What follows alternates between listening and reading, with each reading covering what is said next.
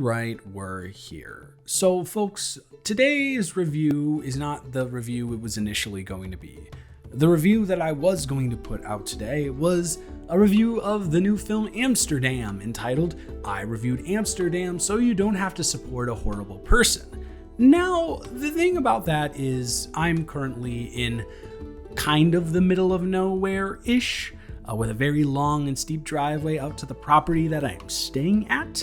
And the Amsterdam show time was at 6 p.m. and sunset here is about 7-ish.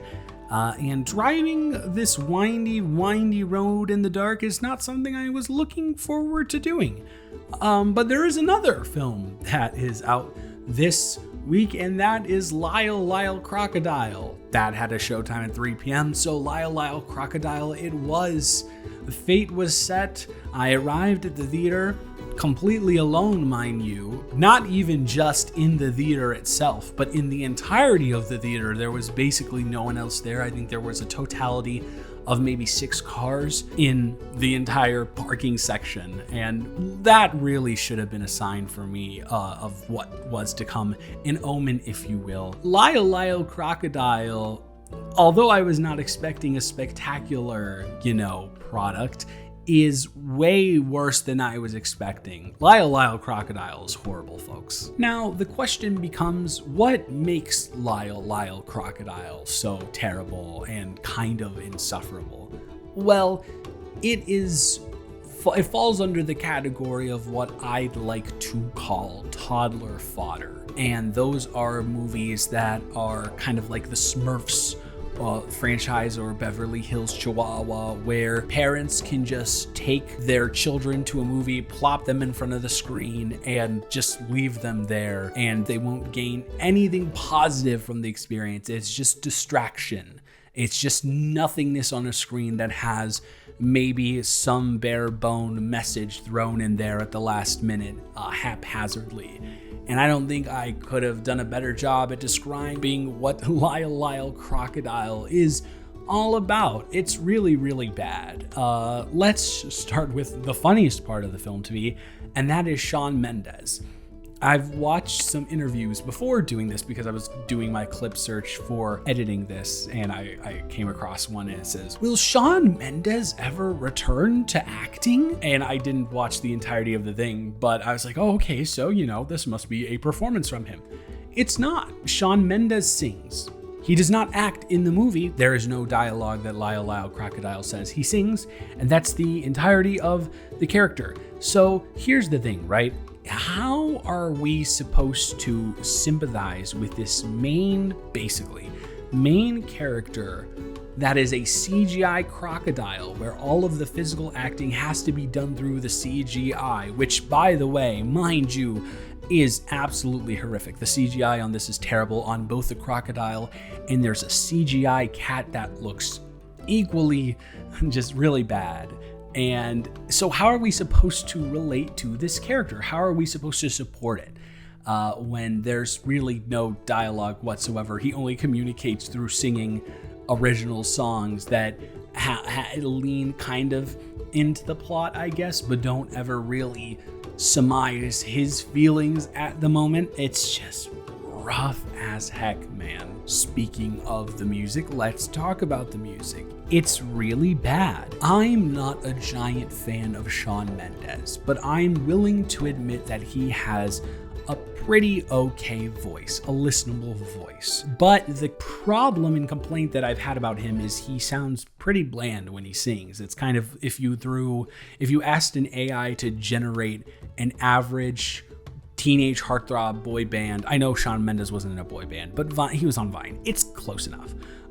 Voice, and that's what they would put out. They would compute it and they would calibrate it, and it would be Shawn Mendes' voice. There are some Shawn Mendes songs that I enjoy. I really enjoy him in Lost in Japan. I believe that's what it is, with Zed. There are a couple other vocal performances that I enjoy from him. He is awful here. He sounds asleep for the entirety of the movie. No passion, no intensity, and that's the only place that he has to get that out. And part of that is because of his vocal performances.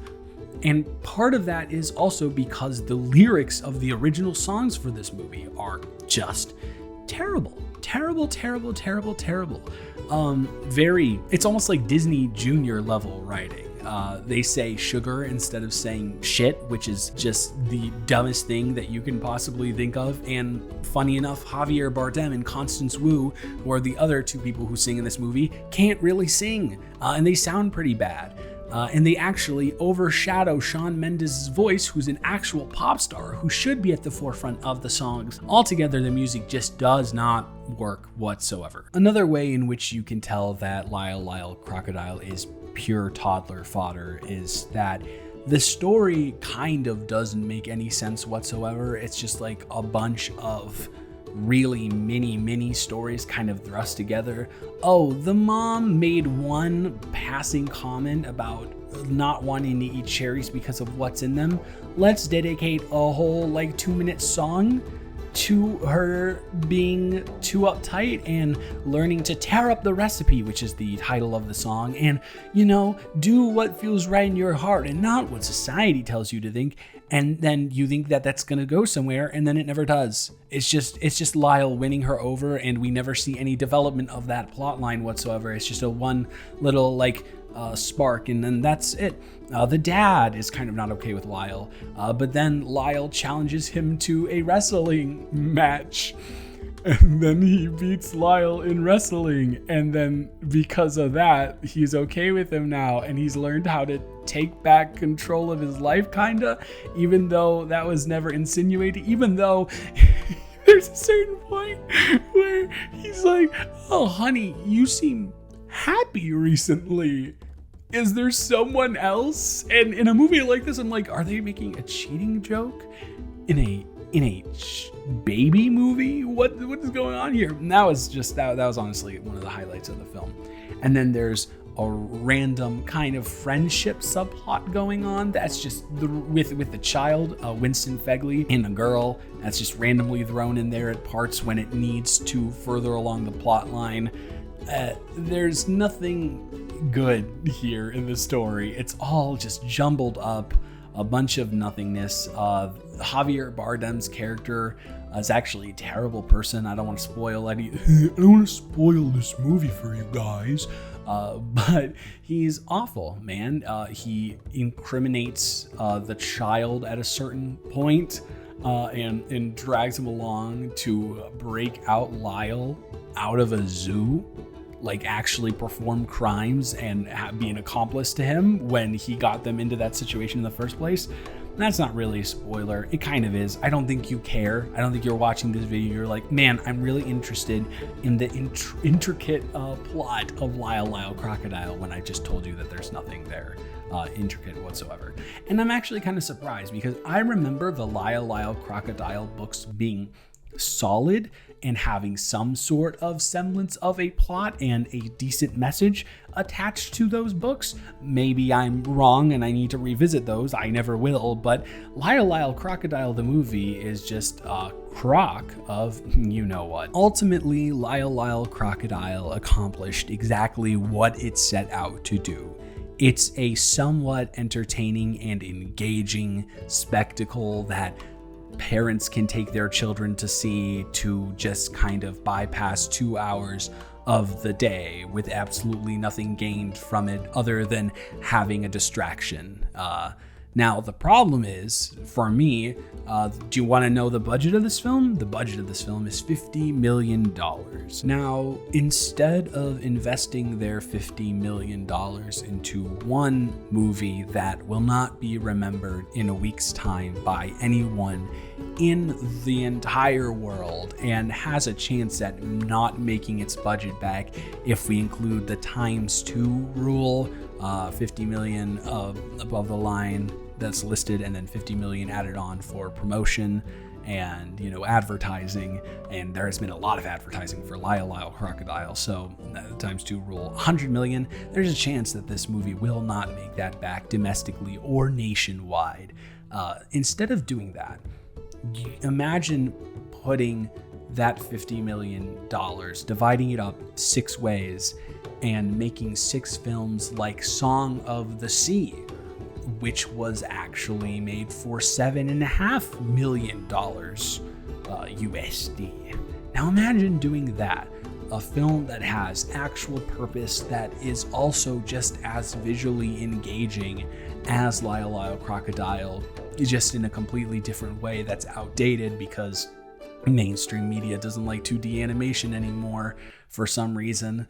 But no, you had to make this absolute nothing burger of a movie that adds no value to the landscape of anything whatsoever, and probably won't even be a beneficial plus for you in your for your finances. So congratulations, you've done nothing. Ultimately, at the end of the day, I am going to give LYLE Crocodile a 2 out of 10.